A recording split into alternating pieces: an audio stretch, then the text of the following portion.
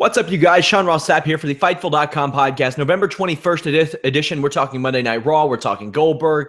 Lots of title implications all over this show. I am joined by Fightful.com associate editor Alex Pawlowski. Sup, Alex? Sup, Sean?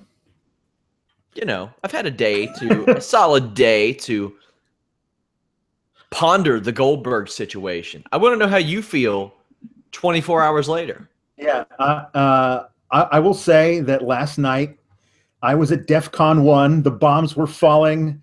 I was in a haze. I had no idea what I was saying. As we say, in the shit. Yeah, we were in the shit. I think I may have said that this ended wrestling, which in hindsight may have been an overstatement. May have been. I reserve the right to change the mind that I have just changed and go back to this ended wrestling once we find out what happens at the Royal Rumble and beyond. But yeah, I still don't love the decision. But you know, now it's up to them with it. So far, Goldberg in the Royal Rumble is the next step. So we'll see where they go from there, I guess. Yeah, I mean, I'm definitely not as against it as I was last night, but I mean, I had people drawing like comparisons to boxing and MMA, and this ain't the same. This is not the same. No. It's pro wrestling. It's fans have never. Well, here's the thing. If this kicks off an era of unpredictability, sure. I'd be more than okay with that. I don't see that, however, especially when you have two commercial breaks in the main event of a title match on Raw, one of which happened at 10:55 Eastern time. So that argument, And at the same time, I'm like, who are going to be the guys in 10 to 15 years that come back and beat all the stars of those days? Of course, John Cena will be one. Maybe Brock Lesnar will be one. Maybe come back.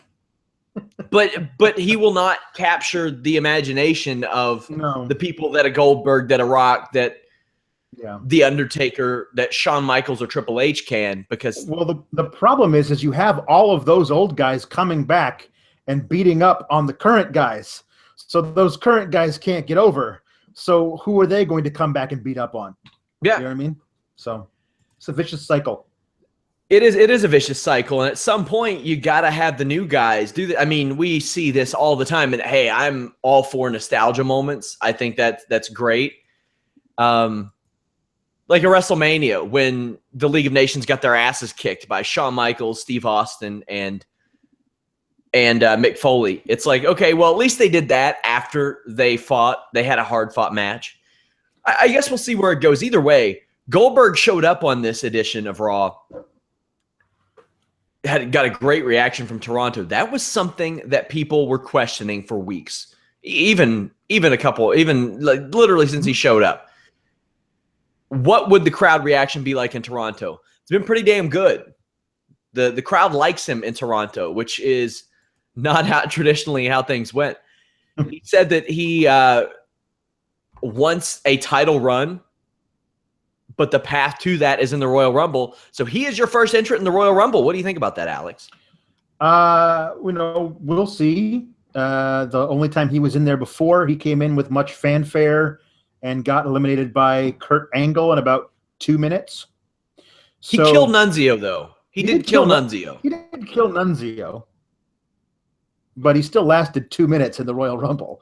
So we'll see what they do with this. I mean, what we're all expecting, I think, now is for him to get in the Royal Rumble, and either for Brock to also be in the Royal Rumble, or for Brock to just show up eliminated, or they eliminate each other or whatever, and that leads to a match at Mania.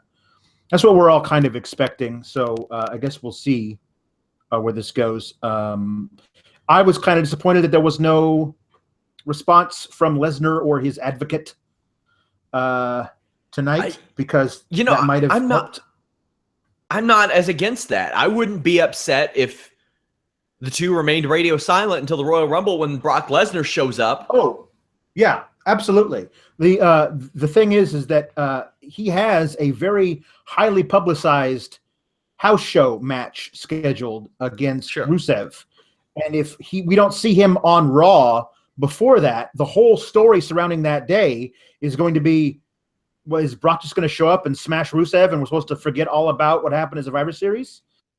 So I think that if you're going to have him come out at some point on Raw before the Royal Rumble, earlier the better to me.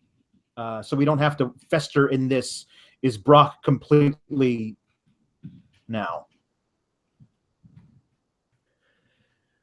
Guys, by the way, leave a thumbs up on the video. Subscribe to our YouTube. We are on iTunes now. Check us out there. You can download the podcast the next usually within a couple hours over at Fightful.com/podcast. So the thing is, it's like, I wonder, like, you always have to wonder, will they pull the trigger on Goldberg winning the Royal Rumble? And here's the thing that I wonder. I mean, what kind of reaction would that get?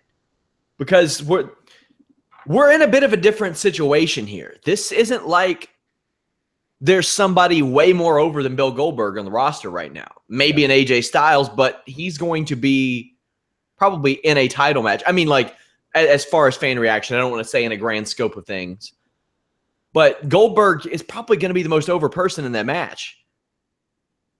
So the last few years, we've had this situation where there's somebody that the fans want to win, then there's somebody the WWE wants to win, and the fans don't get that, and they kind of rebel. If for some reason Goldberg wins this, I don't know if there will be that much of a rebellion now. There could be a guy by the name of Finn Balor who's ready by the time of Royal Rumble. Don't know if that'll change things.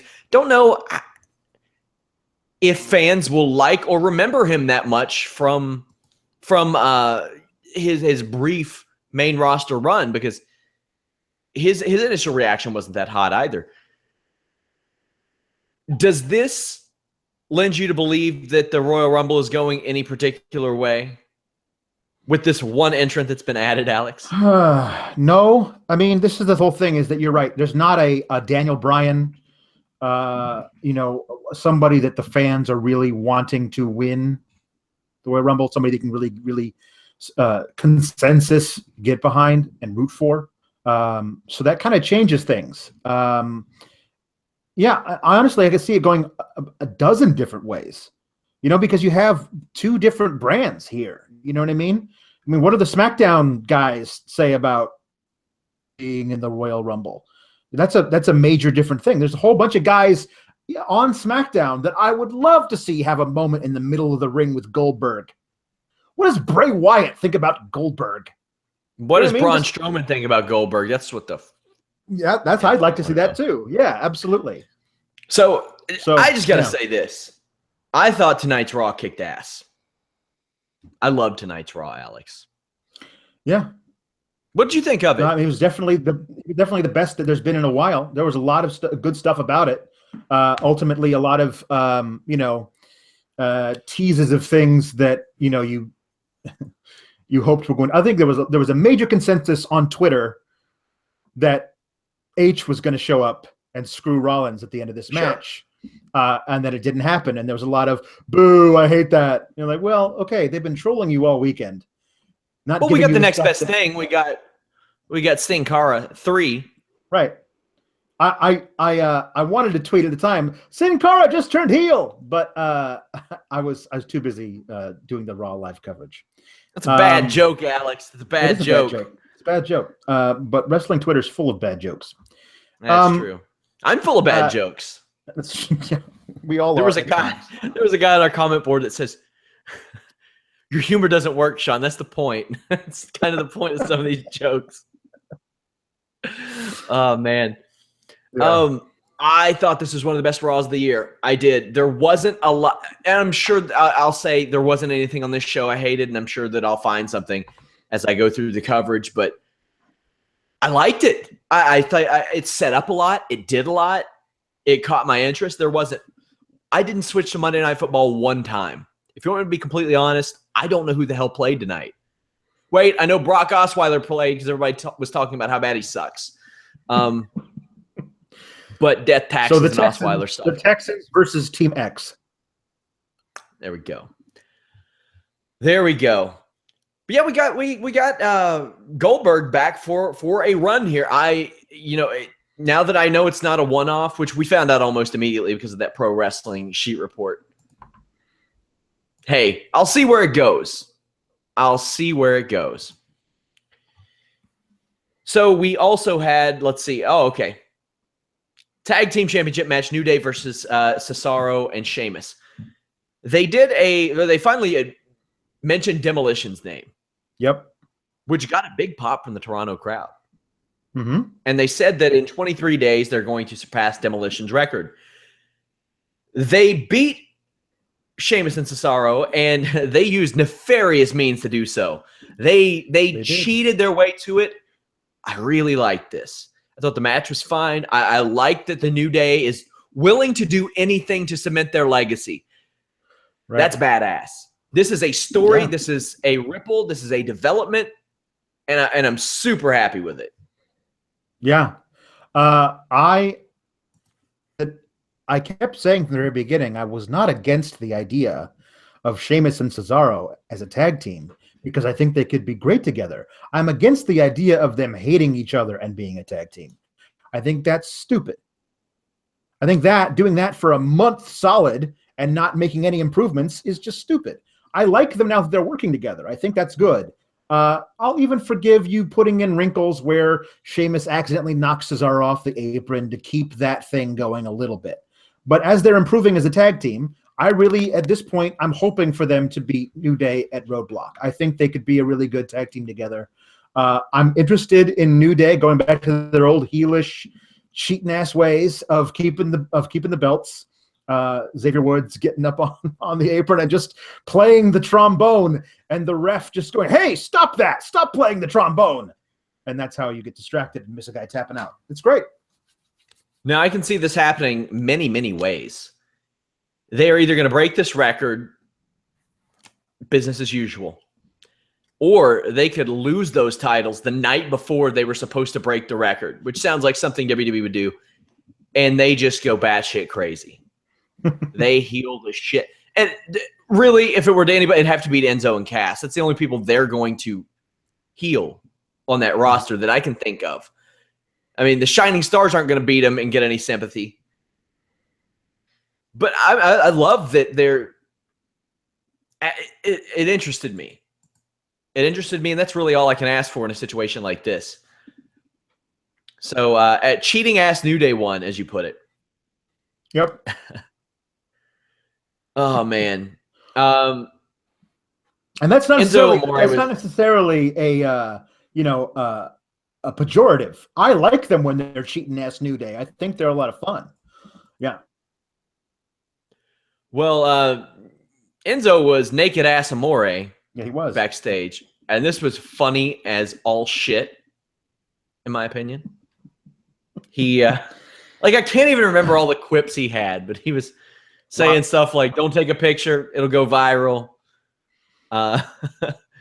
And he goes by the Shining Stars, and I wish I could remember. Our friend Issa showed us what it was. Of course, she's Puerto Rican, and she can relate to the Shining Stars, who referred to his genitalia as, I believe, a tiny lizard or something like that. Tiny frog. Tiny tree frog. There you go. Yeah. She posted a picture of it. The tree frog, not his wiener. Yeah. Thank God. He ran into Lana, ran into Titus O'Neil, but Rusev comes up when Lana goes face to face with Enzo Amore. This is such a natural, easy way to do a match between these two. It's there. Just do it. This was an Attitude Era segment, and I liked it. Another thing that I really liked on the show, you had Big Cass backing up his buddy. Later on, Rusev beats the absolute shit out of Enzo Amore, as he should. As he should. Yeah. Enzo Amore is not a badass. He is just an entertaining dude. And Rusev is a badass, and he should kick the shit out of people who are just entertaining dudes. Another thing that I really loved on this show, Alex. Yeah, the naked segment was one of those ones you don't want to ask questions about because You know what I mean? Like, why is he nude in the hall anyway? Like, the fact that he couldn't get into the room. He said that Enzo locked it, or that Cass locked him out. Right. But he's in the middle of the hallway. Even if the door had been open, he still had to walk through the hallway to get to that door to walk into it. Where did he leave his towel? Cass took his clothes and his towel. He said that. Oh, right. Okay, I forgot about that. I guess I was too mesmerized by the blurring technology they were using on his junk. No, I love this. It seems to be setting up a Rusev versus Cass thing. Yeah, which I'm fine with. I think those two could work really well together. We only saw them work together once when Rusev was still selling the rib injury from SummerSlam. So I'm interested in seeing those two go together, going to each other when they're both full strength. Well, this show did a really awesome job of setting stuff up, like for next week, for weeks ahead. The best I can remember in recent memory of them just setting stuff up. Yeah, for future episodes. I was like, okay, well, that's cool. We're getting that once. Then it started to happen all throughout the show, and I was like, ooh, I hope this is a trend. Yeah. I hope this is something that continues because it gives you a reason to tune in the next week. Cedric Alexander beat Arya Daivari. The real story of this match, besides Cedric Alexander's badass lumbar check, was Arya Daivari cutting an anti-Canadian promo. Yep. Canadians are pretty docile, nice folk. Right. So, I mean, they were just the best part is they had Daivari come out and say, they tell me that Canada is so much better than America. And then he talks about how much Canada sucks. And then I think it was Graves who said, didn't they just bill him as being from Minnesota? They can't figure out how foreign their foreigners are before they start figuring out where they're from or why they're being foreign. But that was good.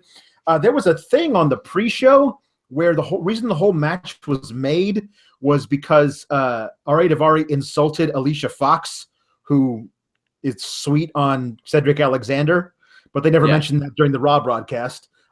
Cedric Alexander and Alicia Fox being an item is a thing that I did not know that I wanted. I was just surprised that they went there with Daivari. Me too. I was very surprised they went there with Daivari. Cedric's a star, and I don't like that he's kind of just another piece of the cruiserweight division. I feel like he should spend most of his time in NXT and become NXT champion. He's that good. For a year. Oh yeah, Cedric is fantastic. Then come up and be pushed to the moon once he gets up again, because he's great. So I'm not letting go of this Daivari thing yet. I'll ask you this: if Sean Daivari were not, well, let's say, how long has it been since the last episode of the end of season 2 Lucha Underground happened? It hasn't been 6 months, has it? If I remember, I don't know if he was even in season 2. He was. I think he was in. He was in Ultimate Lucha. Yeah, he was in. He faced Paul London. Right. Yes. But I mean, that was like one thing, and you got to wait like 6 months after your last TV appearance before you can sign. I feel like if they could have signed him, they probably would. Sean Daivari. Yeah. But I'm like, if you're doing this in this day and age, go all in. Just go get Daivari and Muhammad Hassan. Have Muhammad Hassan be the manager. Go get Sean Daivari. Go get Arya. If you're going to do it, go all in. You can't be half-assed on this thing. I don't really think you should be doing it anyway. No. But hey. But if you're going to do it, go all in. Bring back the Iron Sheik. No, not the Iron Sheik. But I got Muhammad Hassan's number, WWE. I'll put you in touch with him. Even though he is suing you all right now. I think they'll be real on him then. Highlight reel with Chris Jericho. This was such a great damn segment. It's the best segment I can remember on Raw. This was an amazing, fantastic, beautiful segment. Chris Jericho and Kevin Owens tease friction, blame each other for the loss yesterday.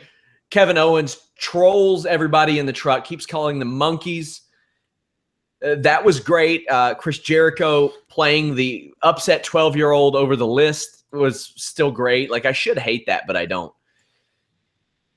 And at the same time, they're going face to face. They're going nose to nose. They're about to come to blows. And they both know who's to blame for the loss. And I'll be honest, I thought they were going to blame the referee. But at the same time, they said Roman Reigns. And it got just a miraculous pop from this Toronto crowd. Yeah. And there is no goddamn way Roman Reigns is a babyface. No. Nobody likes not in it. Toronto, anyway. Not in Toronto with those two guys in the ring. This segment that's a good point. That's a very good point. Was magical. The best thing on television. The stuff he was doing yesterday during the pre-show in his social media lounge segment. If you missed that and you have the network, go back and watch the pre-show just for that segment of Jericho on the social media lounge with Tom Phillips. It's amazing. It was really good. And where Tom realizes that they know his name. Yeah, that was so good. So good. But tonight, with him yelling at the monkeys in the back to put the pictures up on the Geratron 6500, no longer the Geratron 5000, it's been upgraded. But he kept just screaming, "Monkeys! Monkeys!" And so now I want someone who's really good at this kind of thing. I need you to make me a supercut of scenes from Planet of the Apes and overdubbed with just Kevin Owens yelling, "Monkeys! Monkeys!" I was laughing so hard. His thing where he was talking to the fans as they were doing the yes chant, and he was like, that guy who came up with that thing, he's not even relevant anymore, so you guys can shut up. Like, that was the greatest ever shutdown of a yes chant. These guys are so amazing. Kevin Owens' clapbacks are just the best. And it's not even his first language. Nope. Jeez, this guy. Seth Rollins comes out. He wants his opportunity. That opportunity that he wants is a Universal Championship match tonight. Mick Foley gives it to him and bans Jericho and Reigns from ringside. It's a no DQ match, which is a little puzzling. It doesn't make any sense. It doesn't make any sense, but which that played in later on. But yep, if you're Mick Foley and you really want to keep people out, all you got to do is say you were suspended if you get involved in this match. Yeah, pretty simple. We had Golden Truth versus Gallows and Anderson for a title shot next week. Now, I did like that they built up, I guess New Day are going to defend up until this record is broken. Cool. I'm on board with that. Not necessarily on board with Gallows and Anderson having a competitive match with Golden Truth at this point. No. You covered the shit. Yeah. How was it? What I wrote was R-Truth gets in too much offense, by which I mean any. I think that it's kind of a point where you tweeted this earlier. There was a lot of NXT people backstage. And I think a lot of people were hoping for a couple of debuts, one of whom... Well, they're filming an episode in Ottawa tomorrow, so that's why they're there. And they were in Toronto 2 nights ago. Right. So. No, absolutely. But I think a lot of people were hoping for debuts anyway, one of which being the Revival to take on the New Day, because I think that would be a really great... something new. Some new blood in that tag division on Raw would be great, because there's only so many teams for Gallows and Anderson to squash before they themselves lose another match to the New Day. So, I'm done with Golden Truth. I've been done with them since they were, debating whether or not they wanted to be a tag team. So what is that, 11 months? So yeah, I'm kind of done with them and ready for it to be over. But Gallows and Anderson are fine to go in against New Day next week. And hopefully New Day has to cheat to beat them too. I think that would be kind of cool to keep that thing going until they finally lose. So yeah, we have another we have a title match set for next week. As I mentioned earlier, they set some stuff up. A+. Sami Zayn was backstage and he was addressed by Mick Foley and Stephanie McMahon. And Mick Foley regretfully put him in a match with Braun Strowman. You could tell he didn't want to. It was something Stephanie had encouraged him to do. And Braun Strowman just beats the brakes off of it. He molly-whopped Sami Zayn. Just kicked his ass, pillar to post. Oh my God. It was a Crooklyn stomp. It was just brutal. And Mick Foley calls for the match to stop. And as you said, this is one of the most one-sided beatdowns I've seen since the main event last night. Yep. But still, Braun Strowman's good at this. He is good at killing people. I loved that old Sami Zayn's coming down, skanking toward the ring. He's got his little driver's hat on, and the crowd's going nuts for him. And out of nowhere, as though he teleported there, is Braun Strowman hitting him in the back of the head, throwing him all over the place. They separate them long enough to ring the bell, and then it's just liquefying poor Sami Zayn's insides with punches and clotheslines and hammer blows and running into him at full speed, and that's quite fast for a man his size. I thought it was kind of weird that the ref wouldn't stop the match, but Mick Foley said, oh, okay, that's enough. That's enough. Yeah, I'm interested to see where this goes, but I love Braun Strowman as a true monster, and I think you can make two huge stars out of this thing. You can make Strowman into the monster that can't be stopped, and Sami Zayn into the guy who keeps trying until he does. You can make two big stars out of these two guys if you do it right. Armad, King of Indie Style, says Kevin Steen went from a hateful, spiteful, evil monster to screaming monkeys. And somebody says he's a Disney Pixar version of his ROH character. It's really not as bad as it sounds.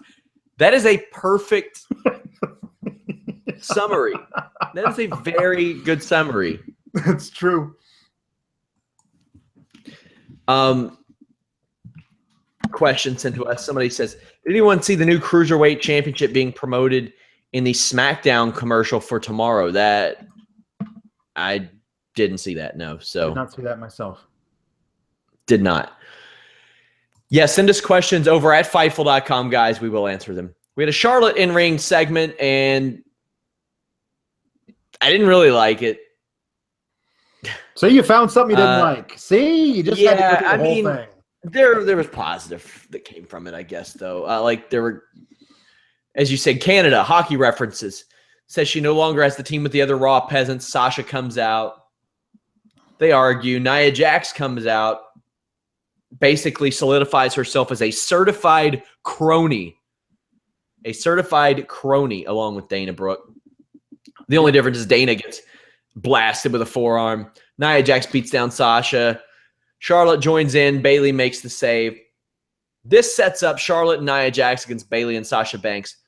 Sasha and Bayley wins when Sasha Banks taps out Charlotte, and Michael Cole sells it like he sold it like it was the Goldberg Lesnar finish. Yep. And it's like, Jesus, I've watched Charlotte tap out like 3 or 4 times. Yeah. Yes. In the past few months. Sasha Banks over and over and over again. Yeah. The thing about it is that eventually someone should check and see if Michael Cole has a specific kind of amnesia where he just forgets when this happens over and over and over again because he reacts as though it's the first time he's seen it every time he sees it. I'm kind of worried about him. But yeah, I'm a bigger fan of Nia Jax than most. I know she's very limited, but I just am. I love the possibilities you have with a person of that size in that division. I'm all for a feud between her and Sasha Banks just because of the size difference and the storytelling you can do in the ring. I like that she called her a purple-headed Barbie doll. I think that's a very good little insult to be bandied about. Best part of the whole segment, though, was what Dana Brooke thinks egging someone on looks like.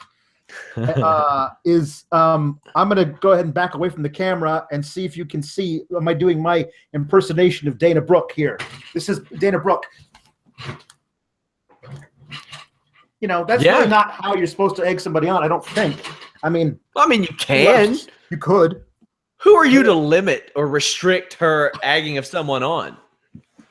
To each her own, I suppose. But she eats a forearm in the teeth for that. the Sasha Banks forearm to Dana Brooke is like one of the most used moves on Raw this year. Yeah, I have much more interest in SmackDown Live's female Raw, but the promotion of Nia Jax to working with actual members of the division rather than just jobbers is a good maneuver. Yeah. You summed it up. I'm ready to watch her work with real time. And there are a few real names. I mean, you have Sasha Banks and Bayley. Now she's worked with Bayley a bunch, so maybe she's more comfortable with that. But I think her and Sasha Banks can do something fun. Yeah, and there was a thing that honestly was a big enough spot that they were teasing for a while that they did tonight. They could have saved for pay-per-view. The double suplex to Nia from Sasha and Bayley was a pretty cool spot and got a big pop from the crowd. So I think that they're in good shape moving forward if they handle it right. The theme of this show has been them setting up for things in the future. They had TJ Perkins versus Rich Swann versus Noam Dar. Winner faces Brian Kendrick for the Cruiserweight title next week. Kendrick was on commentary. Kendrick he's the one person I really, really care about in that division. I care about Cedric Alexander because he's a good performer, but I care about Brian Kendrick because he's not a bad character. I'm not going to say he's a good character, but he's not a bad one. Rich Swann wins. Not a lot of heat here. Actually, the Cedric Alexander match earlier had more heat from the crowd. Yep. But hey, they're giving you a reason to watch 205 Live. They're trying to. Yeah, I would. I mean, there's no way that they don't put out numbers for how many people watch what shows on the network. But I'd be interested to see what the numbers were for 205 Live after a month as compared to what the Cruiserweight Classic numbers were. Because I think there was a lot more buzz for the CWC going into it than there is for this. I think that the month, 2 months, whatever they've spent on Raw has kind of sucked the life out of that whole division. And I'm going to watch because I personally love cruiserweights. I've loved them since the days of WCW Nitro. That was one of the things I never missed on Nitro was the cruiserweights. And that's just I love watching them work, but I keep getting tweets of nobody cares about the cruiserweights.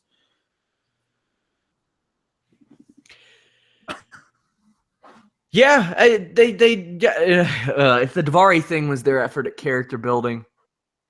I know that's my problem. You know what I mean? And it's just, and I guess I wasn't paying attention. I'm not sure if Michael Cole talked about how much fun Rich Swann likes to have, but I'm assuming it's a lot because he. Could you imagine that JBL was calling this shit? God. Look at him go, Michael.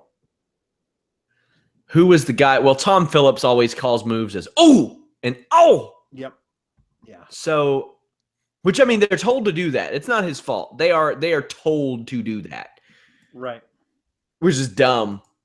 It's dumb. Just call the move. Like, well, I can't say. I was like, imagine if a Joe Rogan or Mike Goldberg called moves as "oh," but they do all the time. Somebody gets knocked down and they go "ah." So. Whatever.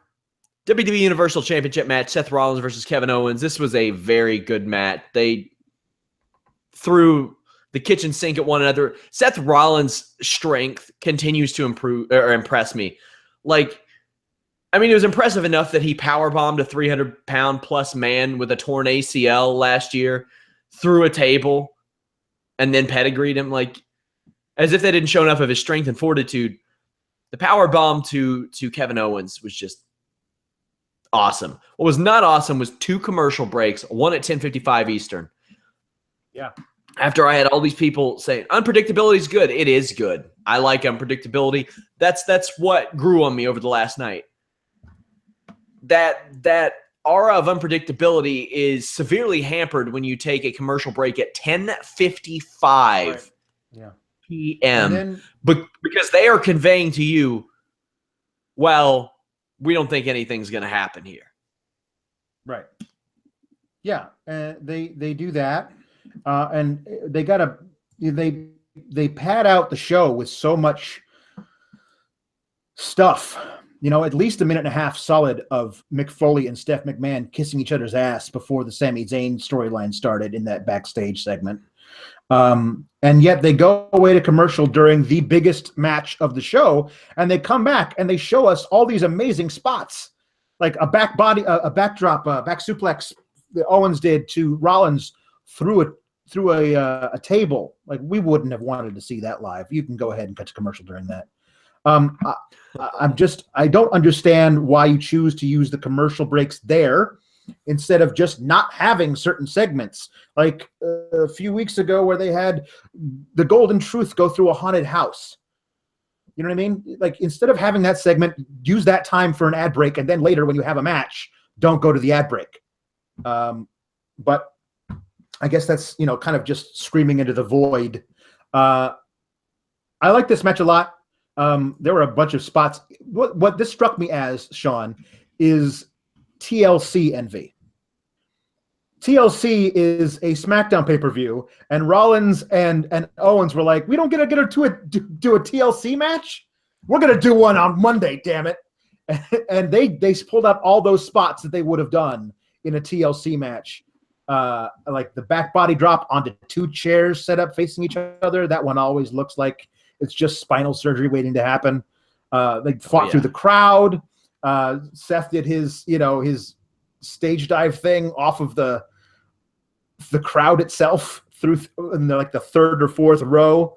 That was good. I mean, this was all a lot of fun, but I think, as I said, from what I was hearing on Twitter, everyone was expecting Triple H to show up, and were very disappointed when he didn't. That's the issue with continuity I keep bringing up. He was on the show a few months ago and hasn't been since. I wonder what's up with that. I mean, they teased so much. I would hope it leads to a.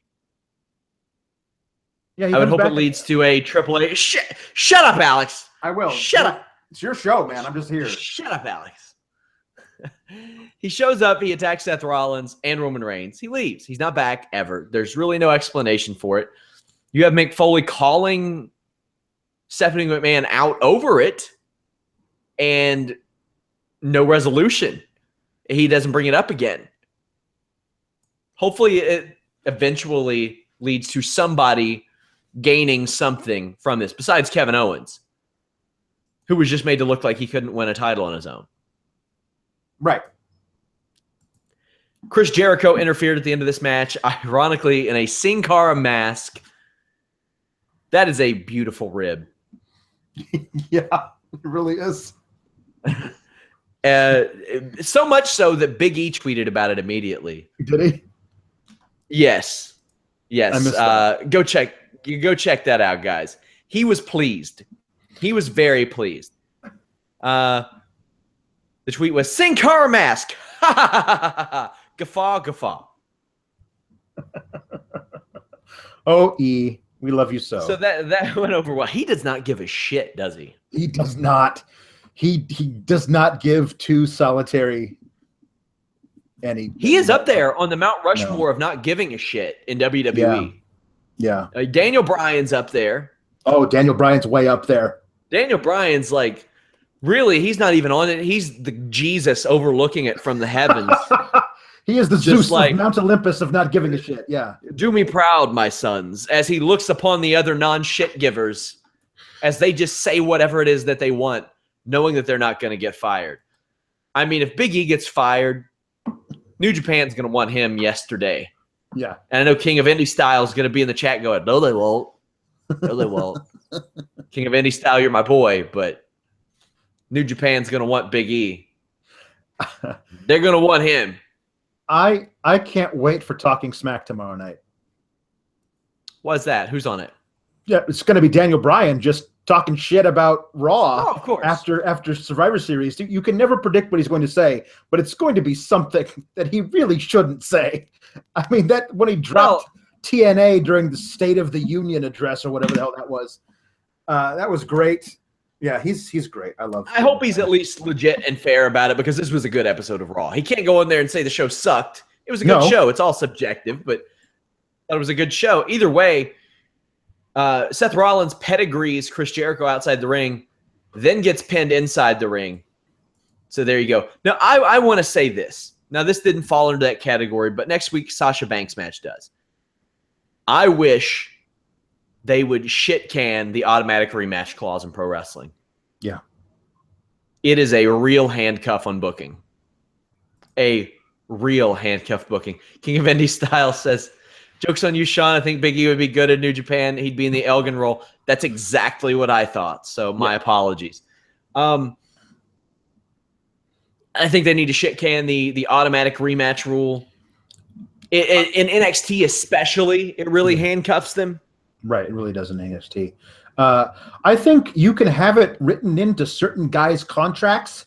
Like certain guys will say, or women will say, I'll only accept this match, if I get an automatic rematch or whatever. All these, Then where do you draw the line? Then everybody wants one. Well, yeah, but maybe somebody says, you're not worthy. I don't know of that, but you're right. Everybody wants to. But send me a cookie. There are people who, you will want to see wrestle again, and people who you don't. I think in this case, that's the case. Is that we've seen the Sasha Banks Charlotte thing a lot. It's a match on Raw, so Sasha Banks could win, which would be a ridiculous thing. But they've done it often enough now that I can't put it past them. Yeah, I don't think it's that ridiculous. I'm really cool with them being just the two that any given night can beat each other. Right. Because you don't see that anywhere else. You don't see that the hot potato of the title like that. I do love it. But if it comes down to every time that they wrestle on pay-per-view, Charlotte wins, and every time that they wrestle on Raw, Sasha wins, I mean, how long can you continue that before it just becomes, ad infinitum and we can't, progress beyond that? We'll get into questions before we go. For those of you who are visiting Fightful.com for the first time, go over to the site, check us out. MMA, boxing, wrestling coverage, more live coverage than anybody online. If you don't like MMA, wrestling, or boxing, you can go to Fightful.com/MMA/boxing/wrestling. We have exclusive interviews, backstage news, podcasts almost every damn day, including one with Evolve star, former UFC fighter Matt Riddle, who is going to have a very interesting take on the Goldberg-Lesnar match. Register at Fightful.com, absolutely free for access to that, as well as our growing forums. You get Anna's Most Ridiculous of the Week early. That's going to start going up for members only, free members only, of course, soon. Columns like The Spare Room by Aaron Hayden. Columns from Jimmy Van, Showdown Joe from Brandon Howard. We got some stuff from Chris Harrington coming up soon, too. Very excited about that. Somebody says, how great will Bobby Fish versus Marty Scurll versus Dragon Lee versus Will Ospreay at Final Battle be? Very, very, very, very good. Yeah. That's going to be just phenomenal. Jesus, that's in a couple of weeks. It is, isn't it? Yeah, it's the Friday before that's TLC. A week and a half. That's like a week and a half. Oh, yeah. It's December 2nd. Jeez. That's going to be a good weekend. Yeah, that's going to be a fun one. Man, that show is coming quick. I felt like it was like a month away. Interesting to see if Jay Lethal can have a good match with Cody Rhodes. Like Cody Rhodes, I look back and there were some tag matches that he was in that I was like, man, those were fantastic. Not a lot of singles matches that I'm like, yeah, those were fantastic.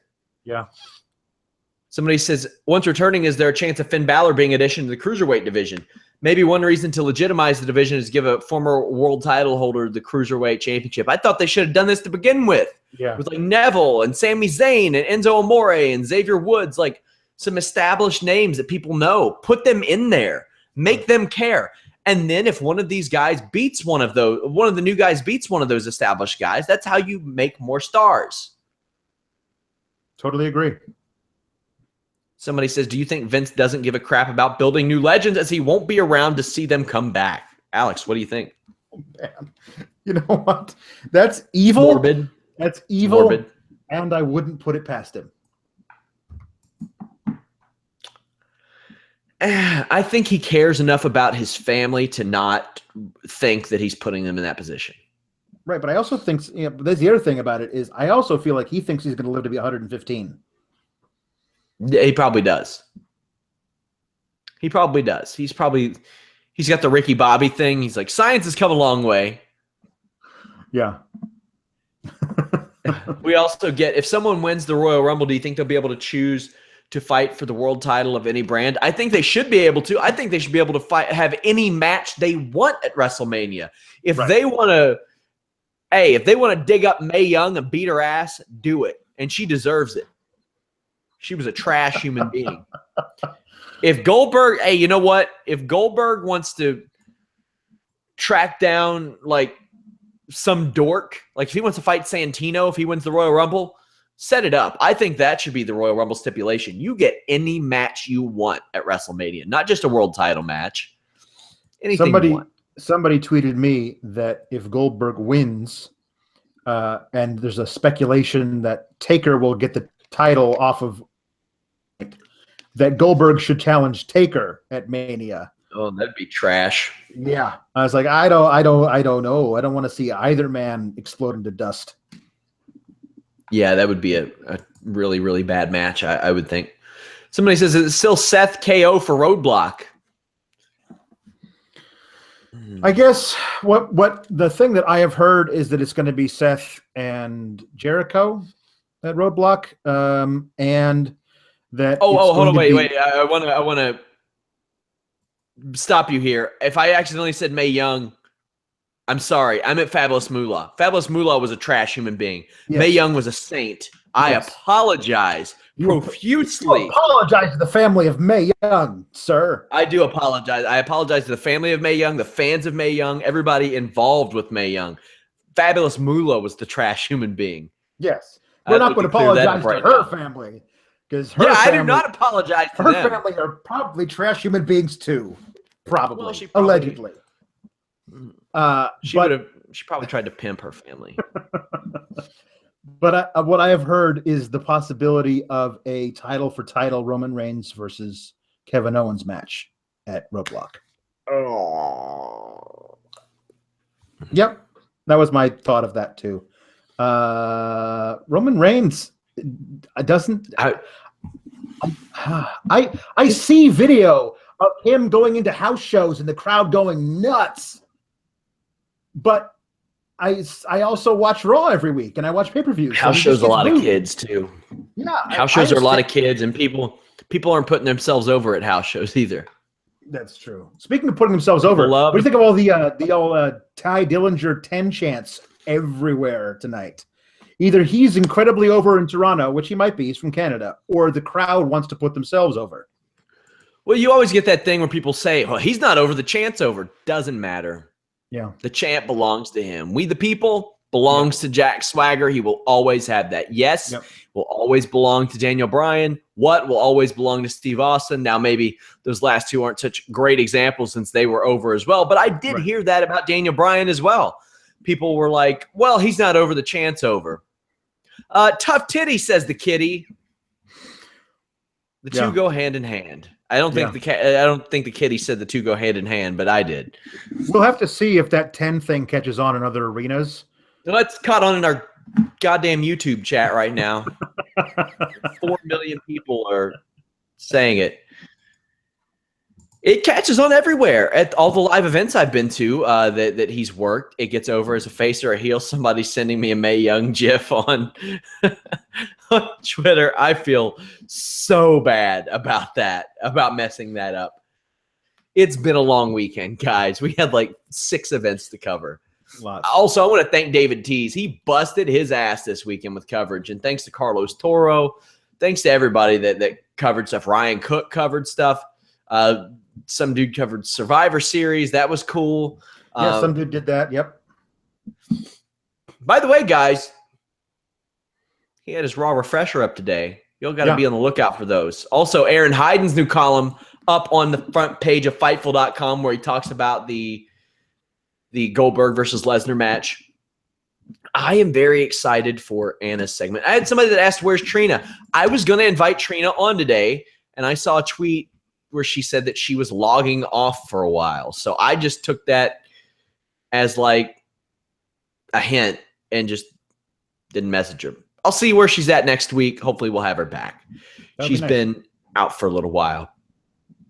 Guys, I am back tomorrow night after SmackDown with Jeff Hawkins. Wednesday afternoon and night. I don't know when I'll post the Matt Riddle show. I might run it live on Wednesday, or I might post it after the fact Thursday. But I will be here Wednesday night with Showdown Joe. And then probably next Monday. Because I don't know if this weekend's UFC facilitate or requires a podcast. It is not the biggest card. Fightful.com, place to be, my friends. Check out those On It products and our podcast links. Register at Fightful.com to get exclusive access to early exclusive access to some of our great stuff. Follow us at Fightful Online on Twitter, Facebook. I am so excited to get a full night's sleep, Alex. Good for you. You deserve it. But you don't. No, I only grant you 5 hours of sleep this evening. That's probably what I'm going to get. I'm going to be writing some stuff for tomorrow. Standard procedure. Standard procedure is probably You're about like, 5.5, 6 hours. I get sleep. 5? 5? I get 5 hours, not just 4. Oh, that'll be great. Thank you, sir. Thank you. Oh, I feel like Ebenezer Scrooge at the end of the movie. And I just gave you your cooked goose. Yeah. The biggest goose in all of London. Jesus, I wouldn't watch that one. The Jim Carrey one where it was the CGI. I wouldn't watch that. Yeah. It was okay. I mean, yeah. Somebody says, can Jimmy Van be a guest? Yes, he can. And he will be very soon. They are working on an audio room in his office building right now. Well, not right now. It's midnight. But yes, he will be. Somebody says SRS turned heel a while ago. I'm allowed to just be a little more open on this venue. Yeah. Fightful.com, you guys. Thank you all so much. Share it. Facebook groups, Reddit, Twitter, all that good stuff really helps out. Catch you guys later.